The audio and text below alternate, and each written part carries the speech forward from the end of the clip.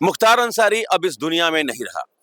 मुख्तार अंसारी के जीवन से संबंधित वो तमाम किस्से कहानियां अब लोगों की जुबान पर हैं और लोग ये समझना चाहते हैं कि कैसे एक ऐसे परिवार का लड़का जिसके नाना महावीर चक्र से सम्मानित हो, जिसके दादा स्वतंत्रता संग्राम सेनानी हो और वो पूर्वांचल का माफिया डॉन बन जाता है। इस वक्त हम वाराणसी कचहरी में मौजूद हैं।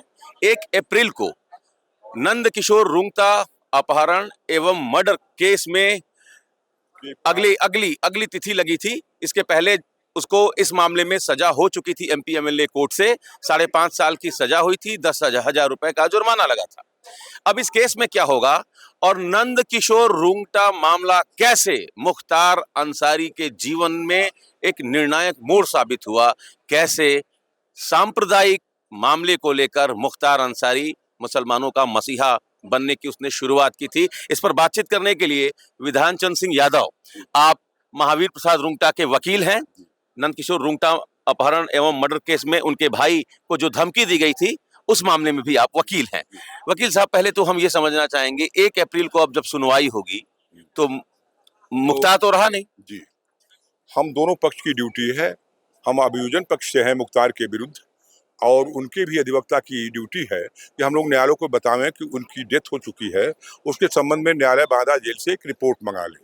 रिपोर्ट मंगाने के बाद जब डेथ रिपोर्ट आ जाएगी तो उनकी अपील एबेट कर दी जाएगी। फिर उसकी हियरिंग की कोई आवश्यकता नहीं होगी, क्योंकि अभियुक्त उसमें मर चुका है, तो उसकी हियरिंग कोई आवश्यकता नहीं है। तो इस बात को हम लोग ऑनरेबल कोर्ट के समक्ष लाएंगे कि 1 अप्रैल को जो मुख्तार की अपील है उसमें जो सुनवाई होनी है उसके संबंध में उसकी डेथ रिपोर्ट मंगवा लें। इसके बाद इसके केस को एबेट कर दिया जाए। हम लोग ये बात उनको न्यायालय को बताएंगे। नंद किशोर रुंगटा अपहरण एवं मर्डर केस मुख्तार के जीवन में एक डिसाइसिव टर्निंग पॉइंट जिसको कहते हैं, निर्णायक रहा। आप इस केस को कैसे देखते हैं?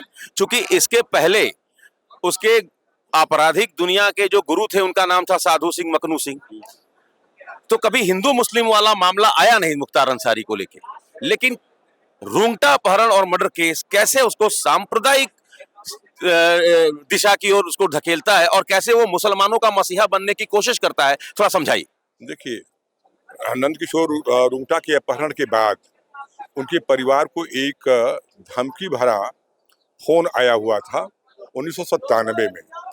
उस फोन में जो उस फोन की धमकी वाले फोन के संबंध में जो एफआईआर महावीर प्रसाद रुंगटा ने कराया था, उन्होंने अपने आवेदन में यह प्रस्तुत किया था डीआईजी महोदय, तत्कालीन डीआईजी महोदय के सामने, क्या मुख्तार अंसारी ने नंद किशोर रुंगटा के अपहरण व हत्या के संबंध में जो सीबीआई इन्वेस्टिगेशन का हो रही है, उस सीबीआई इन्वेस्टिगेशन में पैरवी करने से रोकने के लिए वह पूरे परिवार को विस्फोट से उड़ाने की धमकी दे रहे हैं। तथा टेलीफोन पर उन्होंने यह भी कहा था कि मेरे भाई विश्व हिंदू परिषद के कोषाध्यक्ष हैं, और मुख्तार ने धमकी देते हुए उसमें कहा था कि मुसलमानों का संरक्षण हमको प्राप्त है बनारस में, ऐसी परिस्थिति में आपको अगर पैरवी करेंगे तो हम विस्फोट से पूरा परिवार घर विस्फोट से उड़ा देंगे। इस आधार पर उस एप्लीकेशन में वर्ड लिखे गए थे, इस आधार पर उसको सांप्रदायिक मोड़ दे दिया गया था।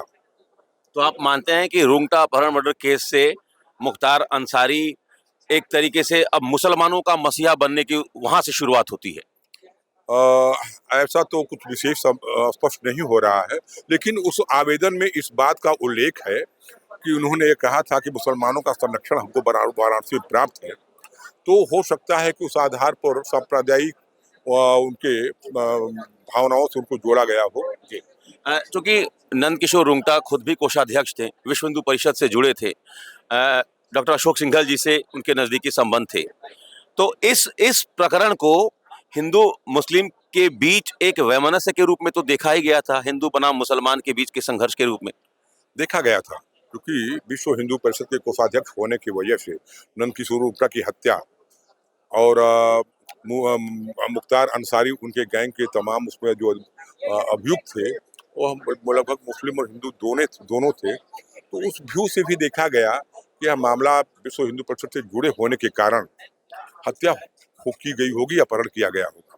चलिए, संभावना थी जी। तो जैसा कि वकील साहब ने बताया कि धमकी भरे फोन में मुख्तार अंसारी ने ये बात कही कि उसको बनारस के मुसलमानों का संरक्षण प्राप्त है।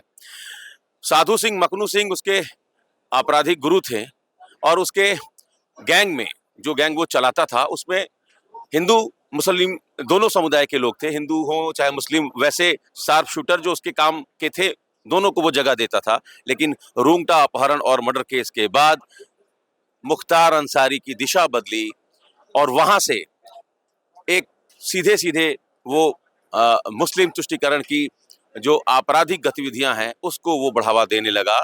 उसका असर ये हुआ कि पूर्वांचल में वो हिंदू कम्युनिटी के शार्प शूटर जो उसके करीबी थे, उन्होंने उससे किनारा करना शुरू कर दिया और वहां से फिर वो पूर्वांचल से धीरे धीरे दूर होने लगा और पंजाब, हरियाणा और पश्चिमी उत्तर प्रदेश के बदमाशों पर उसकी निर्भरता बढ़ने लगी। Amit Singh, TV9 UP, Varanasi.